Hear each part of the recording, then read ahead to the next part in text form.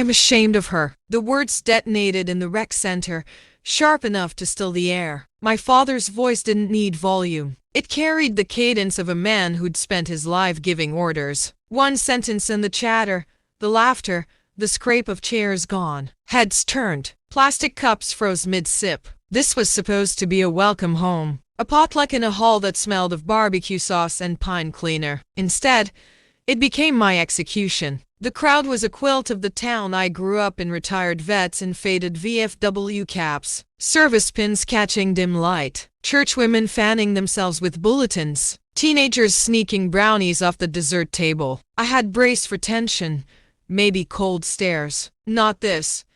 Not him cutting me down in front of everyone. My father's eyes had locked on me the moment I crossed the threshold, his jaw tightening like a locked gate. And when the room went quiet, he loosed his verdict. I'm ashamed of her. My chest clamped tight. My face burned. But he wasn't finished. He gripped the shoulder of the man beside him, lean, sharp-eyed, carrying himself with the coiled stance of a predator. This, my father declared, voice swelling with pride, is a man who serves. A ranger, best of the best. This is my pride. Not her, the crowd murmured. Nods rippled like a tide. Their eyes turned away from me and toward the stranger. My father's mouth curved into a victor's smirk, as though he'd rewritten my existence. I should have looked away, let it slide off me like so many wounds before. But my eyes met the ranger's, his poise cracked, his face drained to ash. He studied me as if seeing a ghost. His lips parted, and in a voice low but sharp enough to slice the silence, he asked,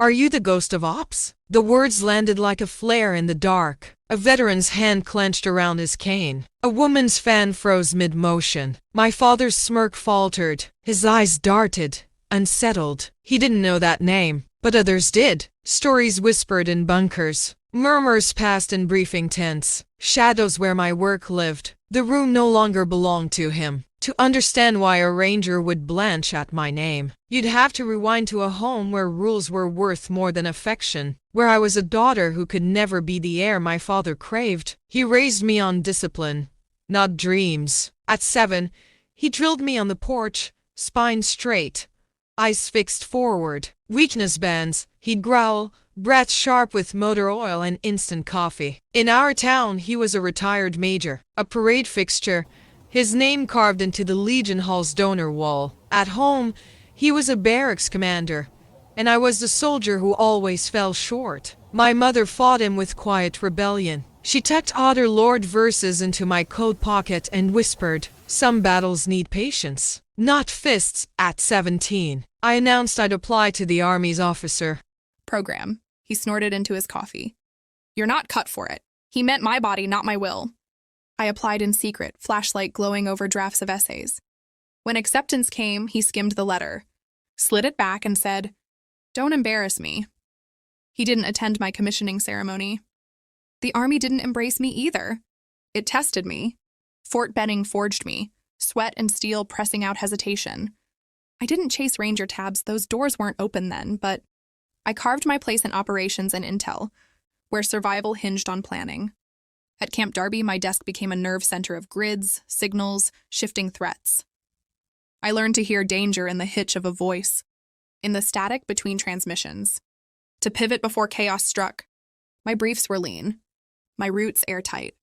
The team began to tap my desk before missions, a ritual. "Ghost thread catches the devil," they'd say.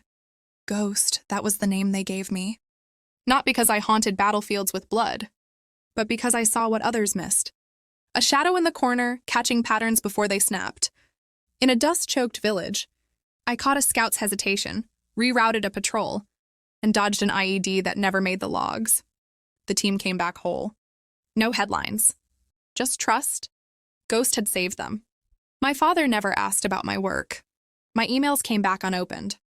My mother's calls tethered us until leukemia took her. Her last words to me, "Rise, don't run." At her memorial, he folded the program into a perfect square, eyes dry. Back on base, I added a line to every plan. Who guards the guard? That question saved lives. Not just bodies, but minds. The nickname spread, a whisper in circles of operators who needed ghosts watching the blind spots. I didn't seek recognition.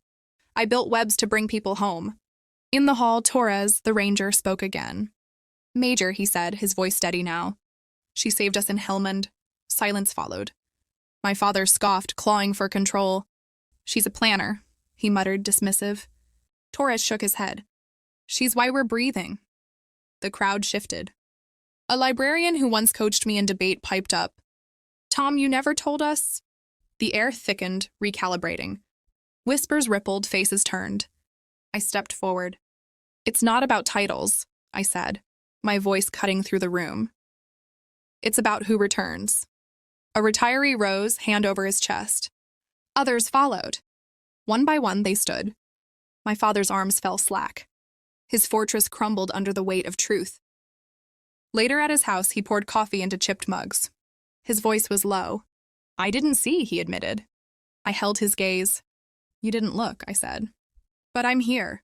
He nodded, not forgiven, but found. Back at base, Torres sent me a message. Still writing, Ghost? I typed back, always. We all came home. The work goes on. Because in the end, the story isn't about shame. It's about the threads we weave so others make it back.